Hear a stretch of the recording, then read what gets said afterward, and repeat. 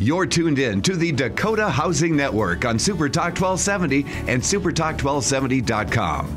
In-depth discussion and analysis of real estate issues nationwide and those issues unique to our area. Our team of experts includes Joe Sheehan, Greg Larson, Dave Floor, Brian Ritter, and a great variety of guests. The Dakota Housing Network begins now on Supertalk 1270 and Supertalk1270.com.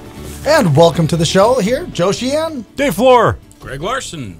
And you can find us on all kinds of places now, right, Jim? Yes. Like we're all kinds of places, like YouTube. Yep. Where else can you find us? Do we have a podcast? Radio game? Pup. Radio Pup. Radio Pup. Okay. Yeah, the podcast is at supertalk1270.com. Supertalk1270.com. You can find the podcast again. That's live and ready to roll. No, it's you can find us other places. Listen to the shows from the past if you want to. Especially, like there's a lot of Greg does some shows that have some great information on the local real estate market. Brian Ritter shows you can go back if you missed that episode. You can go back and catch those later. And there's a lot of great information what's going on in the area and what's affecting the market and real estate around you. Plus, they could also find us just hanging out downtown or something. Yeah, just come. And just ask us a question. Just come visit us. Yeah. Stalk us. You stalk us, sure. I haven't had a good stalking in a while. Okay, all right. Let's get one. You can't be important until you have your own personal stalker. I'm not important then. Yeah, I'll stay unimportant, I think. Yeah, there we go. Yeah, okay. All right. So, hey, let's get into what's Rates. going on in the mortgage interest rate. Well, it's been a good week, I think. It has. Interest rates, the average interest rate actually up, though. Okay. 3.94 on the 30-year. That's because of yesterday. Yeah. 3.94 on the fixed rate mortgage for Freddie Mac, and 3.91 a week ago, 3.98 before that. So lower than 2 weeks ago, a little bit higher than last week. The 15-year fixed rate mortgage, 3.17 and 3.13 a week ago. So slightly up in both respects. The 5/1 ARM, though, average rate down, and the 1-year ARM slightly up. Well, that's confusing. That's very confusing. We don't talk about adjustable rates. Not much. And we should, because they're a viable option. They really are for some people. Yeah, for some folks, and they're tied to different indexes, and that's the problem. We mostly what we're looking at in terms of the mortgage market is the bonds put out by Fannie Mae. Yeah. And but and the 5/1s are tied to treasuries and LIBORs and stuff like that. And of course, I kind of maybe did the rates in this week too. Was the Chinese, right? Their currency they devalued, I guess, as you would say, probably for good reasons for them. Right. They did it. You can't blame them. Nope. But it hurts. It hurt us. It hurt us. Yeah. Right. Yeah. Right. But in general, rates improving for well over a week. Yeah. Maybe 2 weeks here, and so good opportunity to, if you haven't locked, definitely want to talk to a loan officer about locking. But what's going on exactly today? Advice from the Mortgage Market Guide: advise your clients start the day floating to see if support holds. After yesterday's big reversal in stocks, prices were near unchanged while mortgage bonds are modestly lower, which means when bonds go lower, folks, that means rates are going up. So that's what they mean. The Dow had been down nearly 300 points yesterday, but came roaring back to close nearly unchanged after the S&P 500 bounced off a key support level at the 200-day moving average, blah, blah, blah, blah, blah, right? Anyway, stocks got better. It hurt rates. I'm sure they crashed because of the fertilizer plant that's not going to go into Jamestown. Is that correct? Yeah. That's what it was. Everyone was watching. There we that. go. Yeah. Buffett was tuned in. Buffett was tuned in. Well, railroad. Now, he might have been, actually. He might have been, actually, yes. And in economic news, July retail sales rose 0.6%, just above the 0.5% expected, and up from the unchanged in June, which was revised better than 0.3%. Stripping out auto sales rose 0.4% versus 0.5%, expected up from 0.4% in June, also revised better than a negative 0.1%. Households spent on a broad range of goods during the month, which could bode well for the third quarter GDP. Weekly initial jobless claims came in near expectations at 274,000. So jobless claims good, household spending good. Economy's roaring along at a snail's pace. Yeah, and it's moving at it's moving at the speed of crawl. Yeah. So I'm still sticking with my September 17th, I think it is, prediction that the Fed raises their rate. You think they raise it? I don't think they. Okay, all right. We should put something significant on that. Oh, You know. lunch. Yeah, lunch. There we go. Okay. Lunch for Greg. Who buys lunch for right. Greg? Okay, there we go. Who buys lunch for Greg Larson? You or me? Go out and get an estimate on a sandwich. And, There we go. yeah, and Greg just sits here not involved in it, and he get benefits either way. Well, yeah. So That's a basically, good deal, man. Basically, You know how to work this. That's exactly right. So basically, the That's why he's El Presidente. That's There you exactly go. right. Yeah. The basic thing that we that you got to take away from today's rate update is that rates could get better. The technical signs are at a point where if for some reason the market doesn't hold, if the stock market doesn't hold, and anything were to trigger some wave where that would sell down again, rates could definitely get better. They're at a key level of support, technically speaking, where rates could get better. However, if they don't stabilize, this is also a chance where people could be moving out of bonds, and we're at that teeter-totter. Yeah. And are they going to go up or down? And it just depends on a couple things that we're waiting to hear back on. And one of them is the sale today on the 30-year bond. Yeah. And if that sale goes well, rates really you could see that we could be back in the threes for a little while. If that doesn't go well, get ready to probably a good idea to lock today. Okay, because the 10-year did not go well yesterday. Right. Because people didn't want If the that's lower yields. if that's a forecast, if there's a legitimate reason to think there's a sympathy effect on that, where we're at. So. All right. Well, we got about a minute and a half as we go in here. What else are we going to talk about? We're going to talk about Facebook being the new credit score. Yeah, Facebook credit score. We're going to talk about the appraisal ordering process and all the misconceptions I ran into about that the other day in a realtor office and Greg, what you you got should know anything? about that. What's going on in the real estate world? In the real estate market, the question is still, is the market still down? Is there a crash in the market? And it just hasn't happened. Nationwide, all across the nation, house prices are up, inventory is down, numbers of homes being sold is up. That's reflected in North Dakota. Statewide numbers would show that we are selling homes at the numbers or a little bit better than this time last year. We're average up 5% in appreciation and about 5% in sales price. I'll stop with all this good news. I can't handle it. Sorry, man. You're just... How you're in the Donnie middle Upper. how in the beginning of an election season are we going to handle all this positivity on this show? Man. It's Bush's fault. These Greg gangbusters. Yeah, there you go. We still use that at my house, and it works. The other day, somebody broke a dish. We blamed it on Bush. It went away. Oh, really? It really works. Okay, it all right. really works. Well, we'll be back after the break, I think. We will. Okay. Right now, 77. Sean Hannity, weekdays at 2, only on Super Talk 1270. And we are back here on the Dakota Housing Network with Joe Sheehan. Greg Larson. Dave Floor. It's the Jim Walsh. What do we call ourselves when we're all together? The Three Amigos, or Oh, gee. That's been taken. that's been Yeah. taken? Yeah.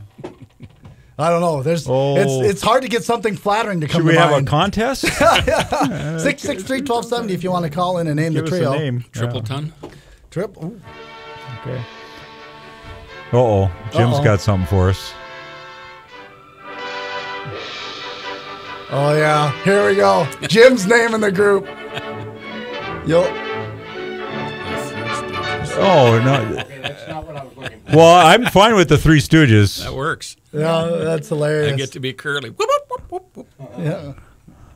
Yeah, that's hilarious. The Three Stooges. There Okay. we go. That's the Okay, theme that's music. what you wanna- That's the theme music we're playing out of the break every time now. Yeah. So, here we go. Okay. Here we go. Three Stooges. All right, so Okay. All right. let's real quick. One of the things that came up 663-1270.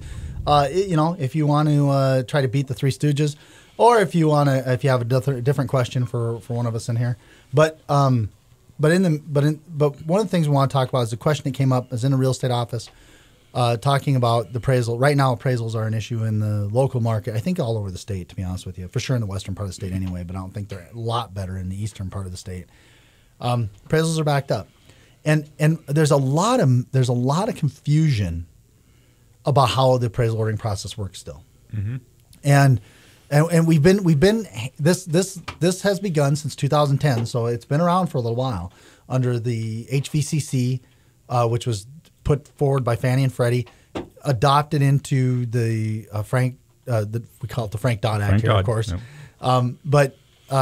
And so how this works is, but there's a lot of confusion. I'm gonna step on it, and I don't mean to impugn my realtor friends out there because everybody knows I'm a big realtor fan. I love realtors. Use them. They know what they're doing. You need a realtor in your corner if you're listing or selling a house. But even here, there's a lot of confusion in the realtor community. So if something doesn't sound right, go ahead and get a hold of your lender and ask them the questions about how their appraisal ordering process works, because there is a lot of misinformation and confusion out there, even among realtors. And in this conversation, what happened was pretty much the entire office believed that the loan officer was requesting the appraisal date. So a closing's supposed to happen, let's say August 25th. And literally one of the realtors, very seasoned, very knowledgeable, very respected realtor, has been president of the local association, been involved in state boards. He's not talking about me. No, okay. not talking about Greg, but someone respected like Greg. And said, well, the problem is this loan officer, I just talked to a loan officer the other day, and they're doing this all the time. Closing is the 25th, and they order the appraisal for the 20th or the 23rd. And then they tell us that underwriting doesn't have time to get to it. Well, why are you ordering it for the 20th or the 23rd then? And pretty much there was a consensus in the office that this is how I go. Okay, well, first of all, folks, let me tell you, no loan officer in the world, not even the worst loan officer in the world, wants to close loans late. Because it's stressful. Mm-hmm. You got to deal with phone calls. You just bought yourself days and hours of angry phone calls if a loan's going to close late on a purchase deal. And kill your productivity for those few days. You don't get more business by closing loans late. Yeah. And so they don't want to close loans late. Not even the worst loan officer in the world wants to do that. So I said, how do you know the loan officer asked for the 20th or the 23rd or whatever these dates are? And they go, well, I called them and they said that's when it's due. The appraisal's due back on the 23rd. I go, okay. Yeah, they're telling you what the appraiser accepted. And they go, well, what did they ask for? And I go, that's the problem. Loan officers don't request dates. They don't get to accept or request dates. The way this works, folks, the way the appraisal ordering systems work in general, and there are modifications between different companies and banks and stuff, but what happens is basically there's a rotation list. And when your appraisal comes in, so Greg goes and hands a purchase agreement into the lender. The lender then puts the file in to processing or wherever the bank does. At that point, the file is submitted to an appraisal ordering desk somewhere, either in the bank or a third-party company or something like that. That company then starts going down a list trying to assign that appraisal to an appraiser who will accept it. Now, the loan officer can request a date. I'm going to tell you, most loan officers will request a date of 2 weeks at the longest. They'll request it. And then what happens is they send it to an appraiser and they go, we'd like this. We're going to close August 25th. We'd like this back by August 5th. But what the appraisal say, I'll accept it, but I won't accept it except for August 23rd. Mm-hmm. At that point, the appraisal ordering desk is in a situation where they have to decide if they should accept it or not. And what they'll do is if they think they can do better, they'll go to the next appraiser. And they'll go to the next appraiser on the list, trying to see if they can accommodate the requested order.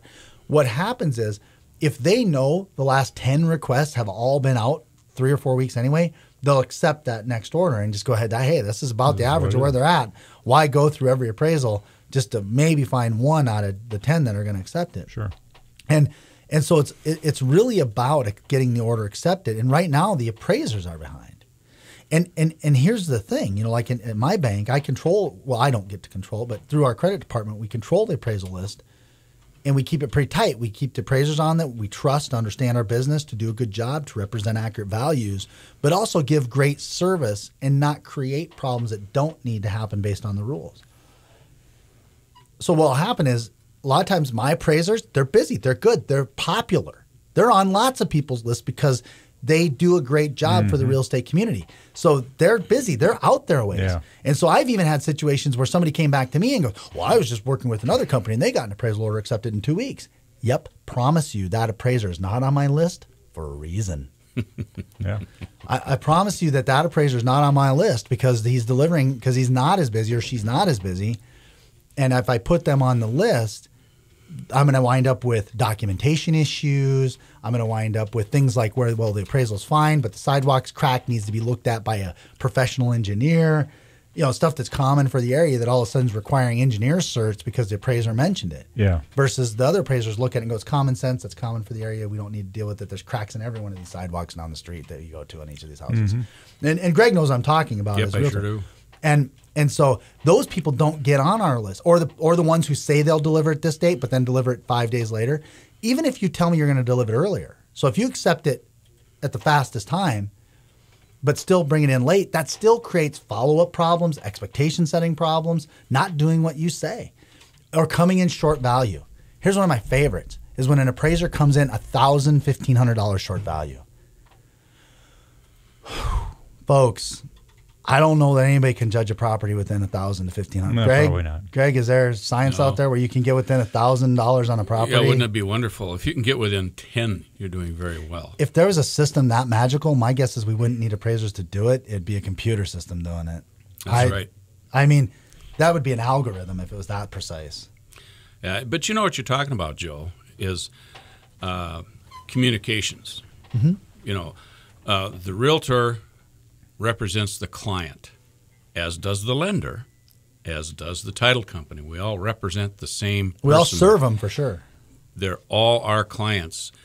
And at some point in this process, one of those folks representing that client needs to step up and say, we need to know exactly what's going on all the way through the process. And that probably in most cases should be the realtor. And Joe knows I do this, and I know a lot of realtors who do. And there's a lot of them who are so busy that they don't want to know. They're on to the, you know, that's not their field of expertise. Yeah. It's not something they want to be interested in. And I agree with that, and that's not wrong. That's not a wrong attitude.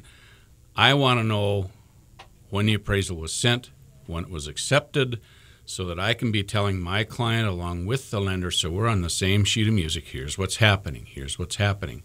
So they understand the process, and it's all education. You know, everyone should be telling their client, look, this isn't a perfect world.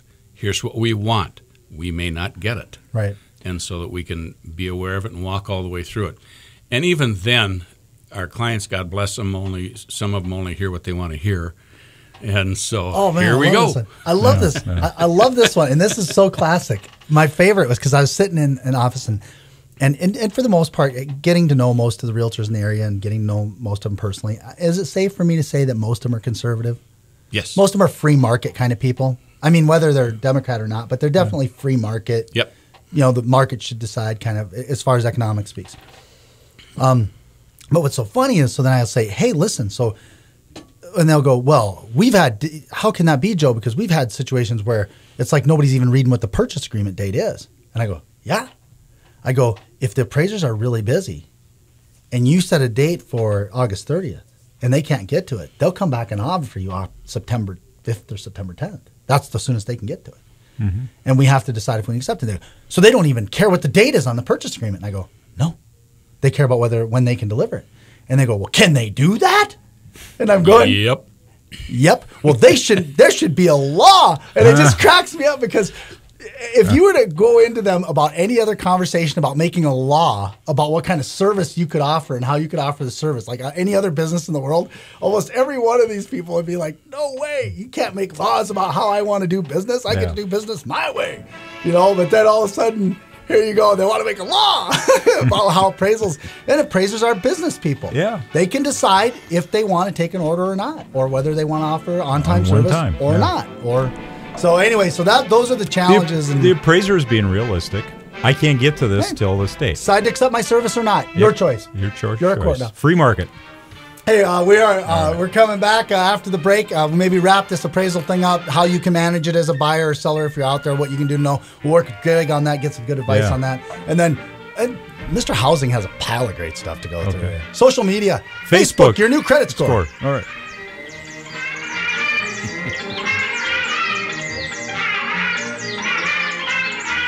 Right now, 77. You're never more than a few minutes from a weather update here on Super Talk 1270.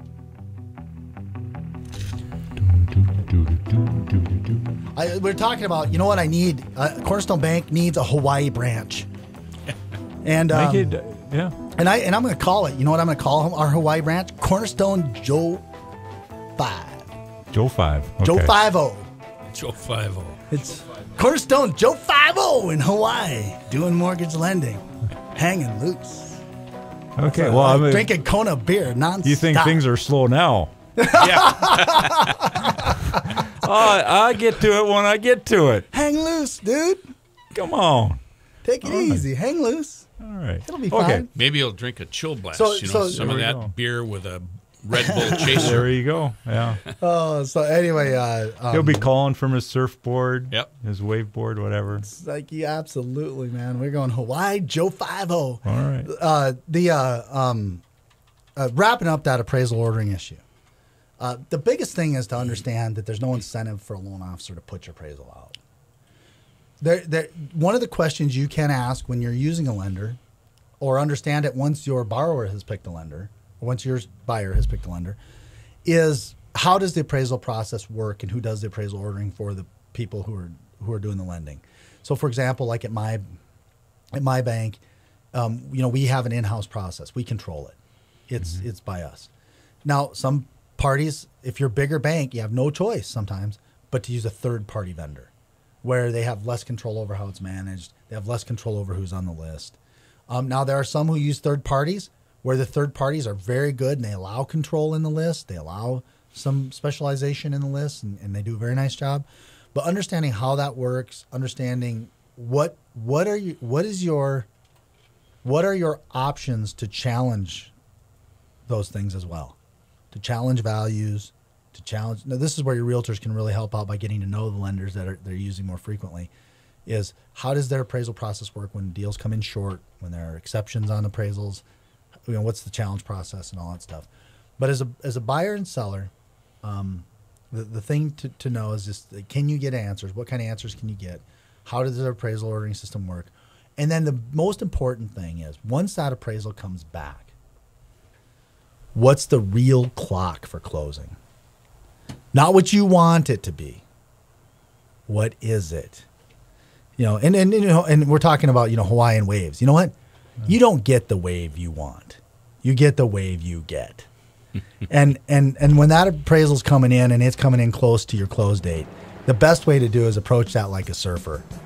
And there's no government program. There's no law. Here we go. Hawaii. Joe 5-0 in Hawaii.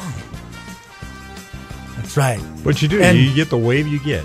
You get the wave you get. And you don't get the wave you want. So if underwriting turn time at that bank is 6 days, it's 6 days.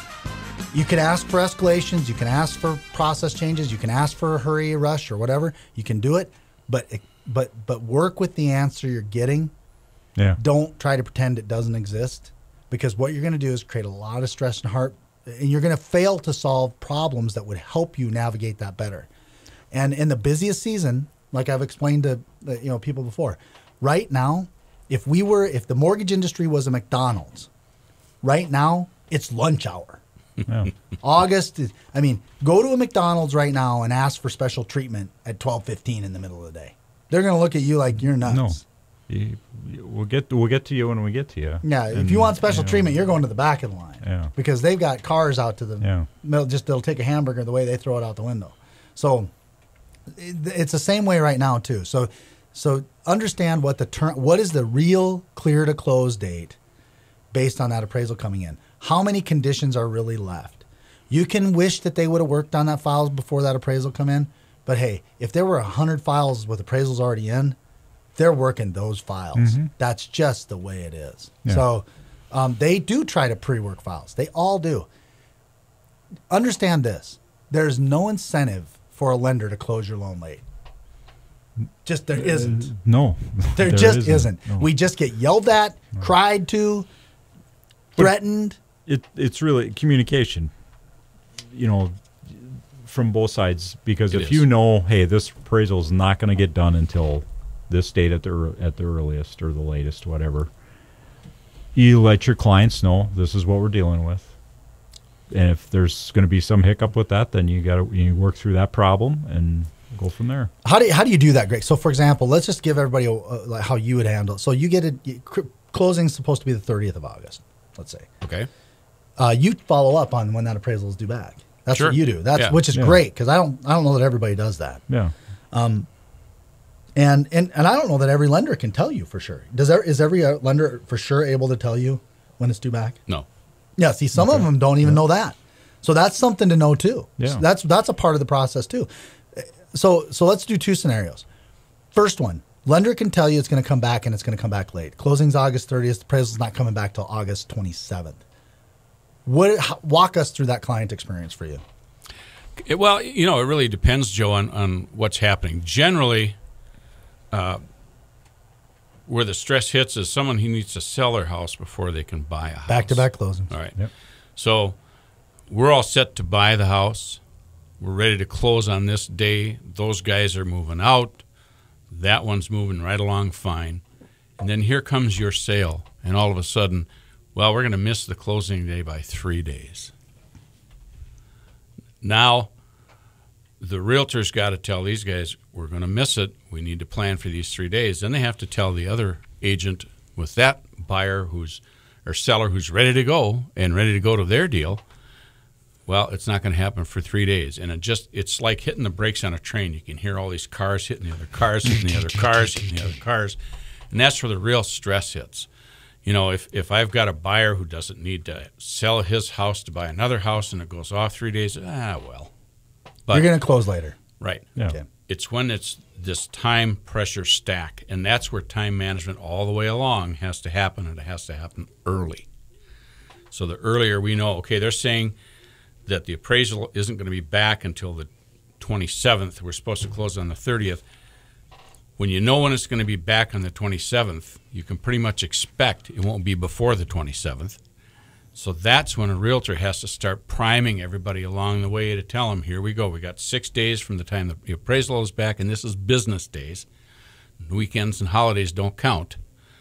We got 7 days from this day, the 27th. So that puts us out into September. We need to start planning for that now, making our contingency plans now. Better they're angry a little bit earlier and not so angry and so stressed than right at the very end. Mm-hmm. And that's that communication thing where the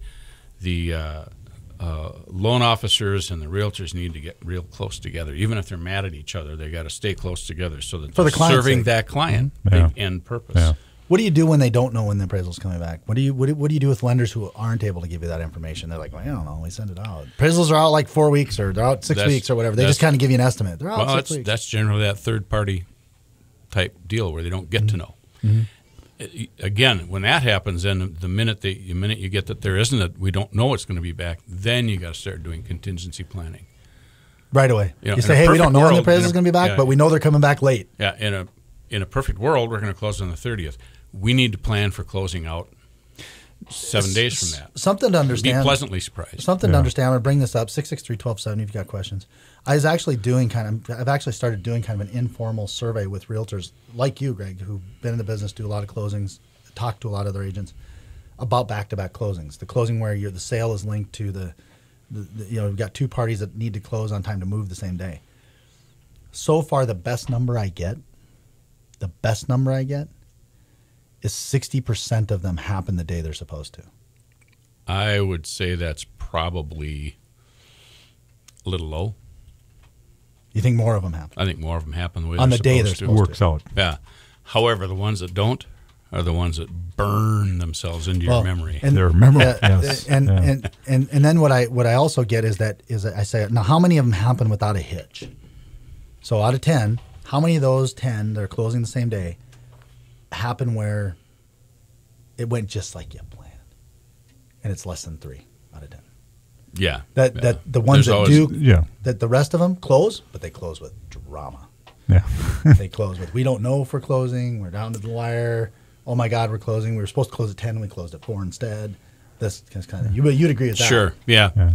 And that's managing the drama. And if you add another closing, so if it's a back to back to back, or more. You triple your chances of That issues. now it's below 50%. Okay, I have a question based on what you guys are talking about here.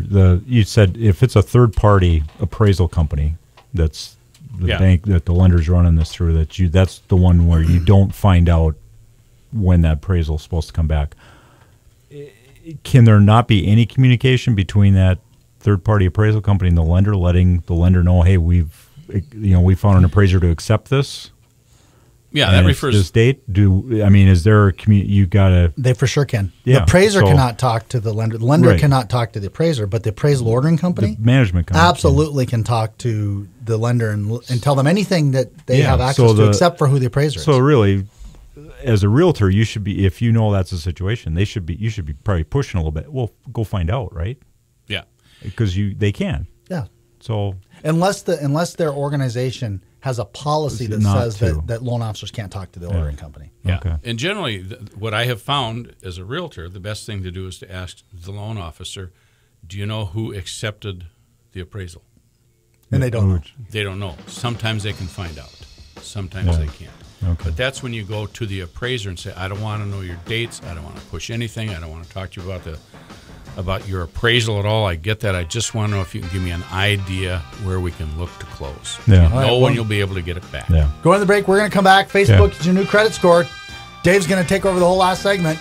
Talk about that. Scary. Social media. Scary. Social your media. whole house approval on social media.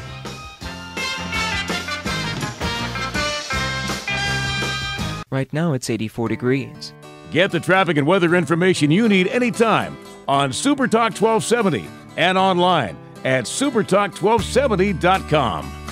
And welcome back to the show here at Dakota Housing Network, 663-1270. If you have any questions, we are off the appraisal subject. We are moving on to Fun stuff. really fun stuff, like how you're going to get turned down by Facebook. Yep. But first, I got another one. Oh, okay. All right. Throw it in then. It is. Fantasy football starting up. Fantasy football. Football. We got Deflategate still going on. Oh, that's right. That was since January. Take the we ring still have away. Deflategate, but anyway, this in honor of football season. Give it to me. This is what happens to ex-football stars. What are you supposed to do?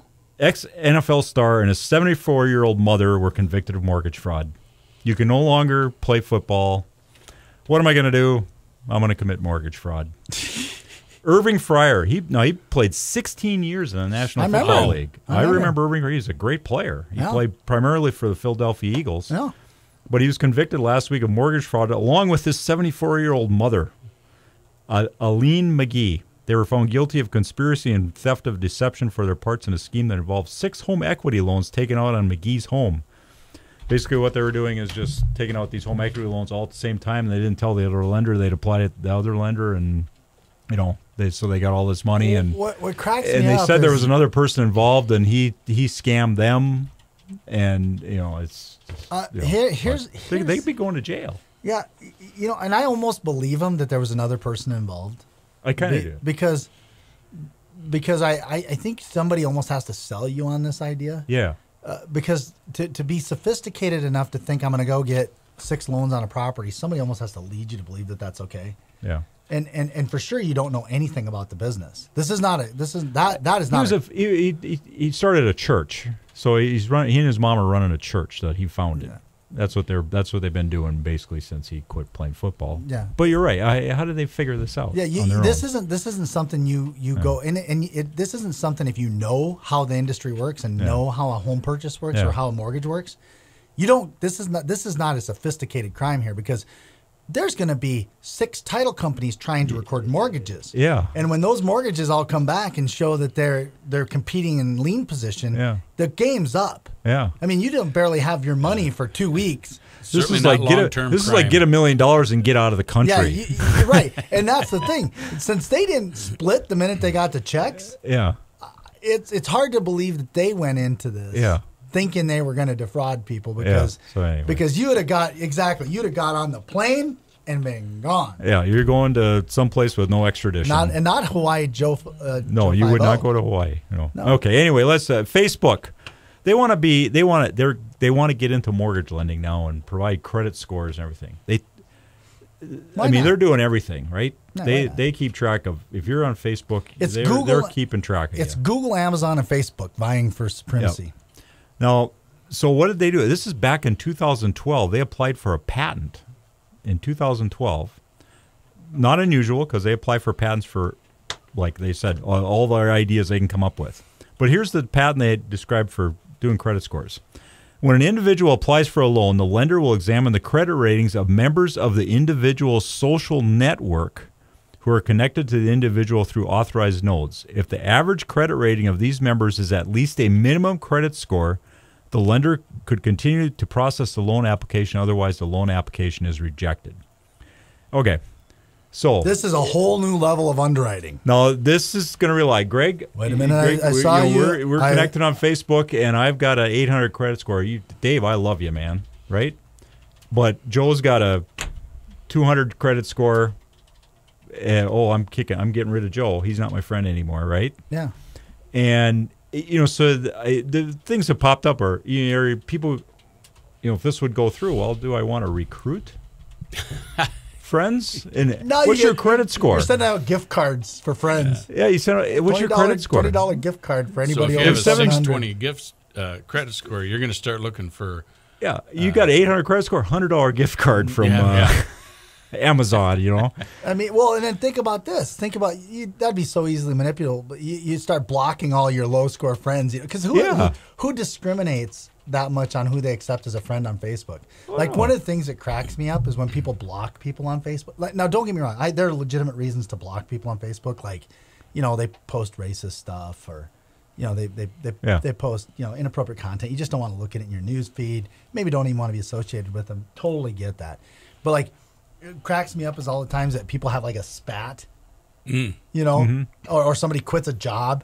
They quit a job and then they block everybody they worked with. Yeah. At that job, and stuff like that. Like, is this really that big of a deal in our lives? Where to me it's I mean. So what are the other ramifications of this? I mean, if this would go through and for some reason lenders would say, well, and maybe it's. If I got a high credit score, I block out all my low credit score friends. Let's look at it this way. The government decides lenders aren't lending enough to certain segments of the population. So they say, we got to open up the credit box, right? Mm-hmm. Well, here we can do that. This is another way. People don't have standard forms of credit. That's one of the issues, right? So what's underwriter discretion then if they wind up seeing that, you posted an inappropriate episode from YouTube of The Family Guy? Underwriter discretion. That signifies you're unlikely to make your mortgage payments. What if it's the one? What if it's the one where Peter sells the house in Quahog to buy a boat? Yeah. I mean, what if that's the clip that your friend posted? Yeah. Now I'm sorry, man. You're risky. But untraditional credit, right? Uh-huh. That would be a definition of non-traditional credit. Yeah. Forget all that DTI stuff. Who are your friends on Facebook? Who are your friends on Facebook, and what do they pay? The fact that we are talking about this, it has a statement about what this kind of thing has come to mean in our lives. Yeah. It really does. I don't know if it could ever get to this point, but you're right. It's just like, boy, people actually have this idea that we could use Facebook in that manner. And like I said, Facebook is applying for patents for these ideas that their staff is coming up with. So if Facebook goes into the mortgage business, do they get to play with Frank Dodd and do they get to play with Respa? Oh, absolutely. If you're selling to Fannie and Freddie, absolutely. Yeah. Absolutely no way they could legally survive that. No way. The fines would be huge. I agree. Yeah. But you know what's cool about that? What's cool about that is I'm still okay with them. The first thing to think about that is come on, kids. Come on, try to play in this world for once. Yeah. See what you do. Right now, nobody looks at what Facebook does. Come on over. Come on, Zuck. Yeah. Come on over here, Zuck. Hey, we'll put an army of 1,000 regulators up. Yeah. Here's your 4-foot high stack of regulations. You can just see the people at the CFPB are looking at this and going, "Oh, I'd like to crack it." Yep, come on. What they don't understand is you're looking for a group of people who are looking for fights with powerful organizations and like that. And they're thinking fines. Facebook. Well, yeah. Let me see. If I'm the CFPD, 30% of my income has to come from my fines. Come on, Facebook. Yeah. Yep. One time. That's all we need. One violation. Oh yeah, we're gonna scour that place. It'd be like ants. It's like the lenders and everybody else would probably love it because everybody's going. They got no time for everybody me. over to Facebook. Yeah. Big dogs. Wells Fargo, U.S. Bank. Yeah, go there. Go there. It's like when you're in that family. It's like when you're in that family of big siblings where it's really great to have the one troublemaker because then it gives you a much wider berth because nobody's watching what you're doing because we know Johnny's going to screw up today.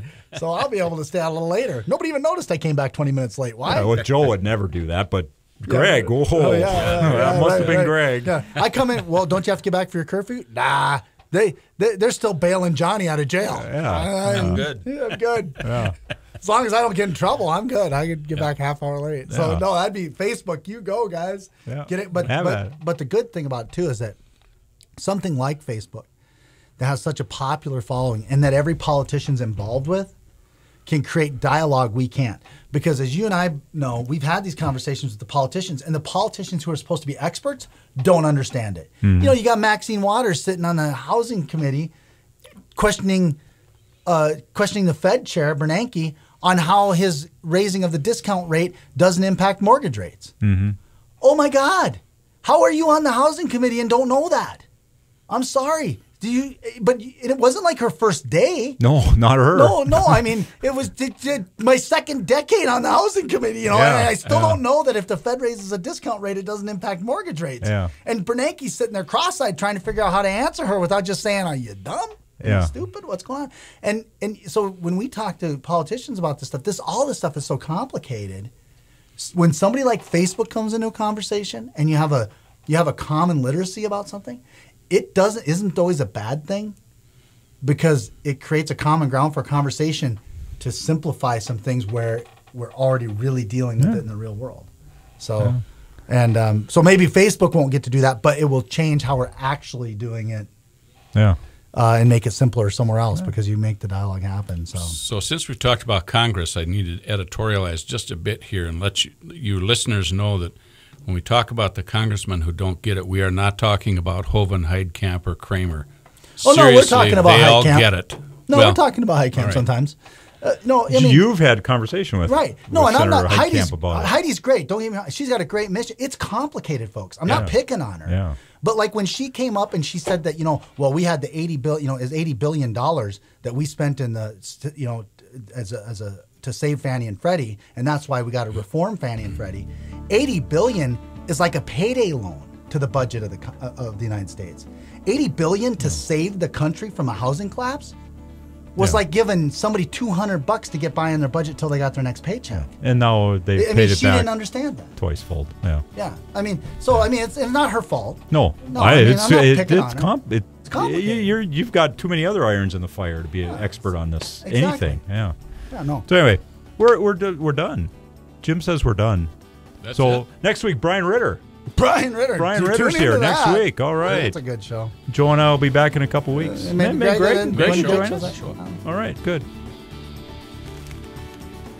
This has been the Dakota Housing Network on Super Talk 1270. Join us again next Thursday morning at 11 a.m. The Dakota Housing Network is heard weekly right here on Super Talk 1270 and online at supertalk1270.com. ABC News, Super Talk 1270. Accurate news, stimulating talk. This is KLXX AM, Mandan, Bismarck.